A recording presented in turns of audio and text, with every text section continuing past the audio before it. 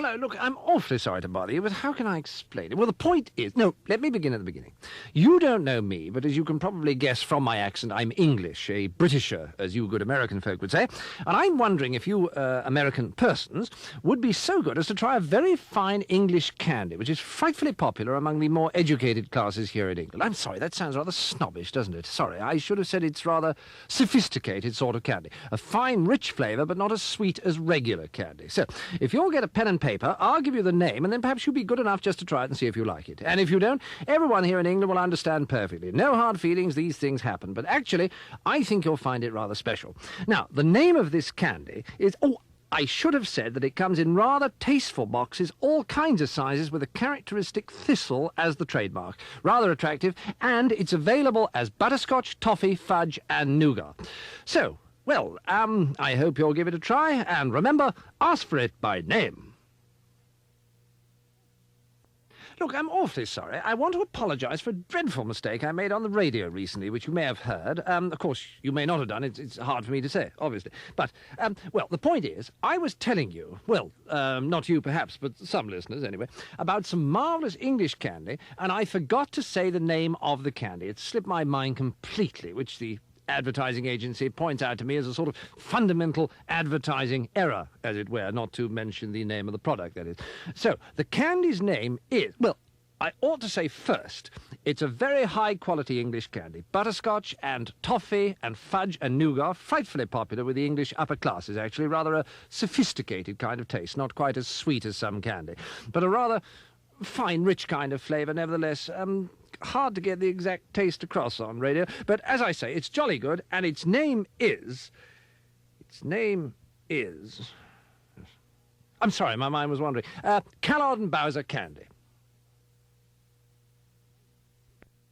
Hello there. Look, apparently, last time I was on the radio talking about this frightfully good, rather sophisticated English candy, when I said the name of the people who make this candy, which is Callard and Bowser, I didn't say Callard and Bowser terribly clearly, and so all you good American persons have been going into supermarkets and drugstores asking for Bollard and Trouser and Callis and Grocer and Gizzard and Powder. So, let's get the name straight, shall we? It's Callard and Bowser. Callard, that's Cal, as in Calvin Coolidge, and Lard, as in Jess Will Lard, and Bowser, that's Bow as in the Bauhaus, or better still, Mutiny on the Bow T, and Zer as in Pan Zer Division. So, if you want to try the best, most sophisticated and upper-class candy we make in England, it's quite simple. All you have to do is think of Calvin Coolidge and Jess Will Lard, and, as in Hans Christian and Urson, and then the Bauhaus or Mutiny on the Bow T, and a Pan Zer Division, Callard and Bowser.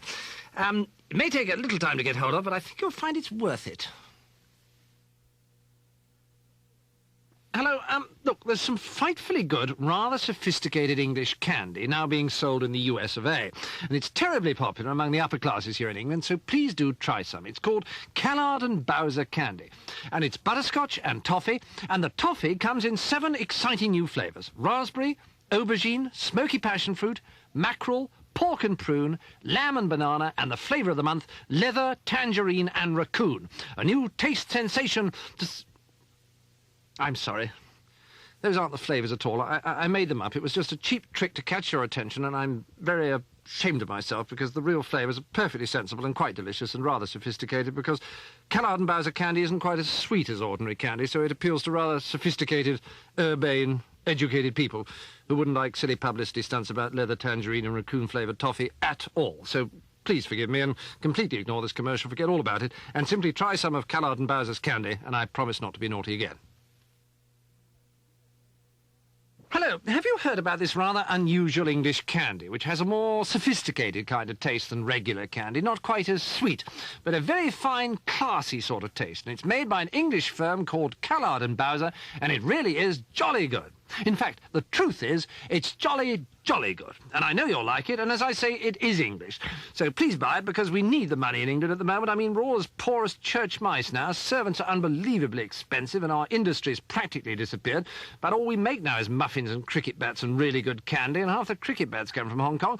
So please, do us a favour and just try this Callard and Bowser candy. It's a rather sophisticated taste, and I'm sure you'll approve of it. And after all, I mean, we did fight on your side in the last war, and we always let you beat us at golf, and incidentally, let's not forget that you pinched our language. I mean, if we hadn't forgotten to copyright that, you'd be paying us the most amazing royalties every week. So, instead, please buy Callard and Bowser's rather sophisticated English candy and help England back on its feet. Frankly, I think it's the least you can do.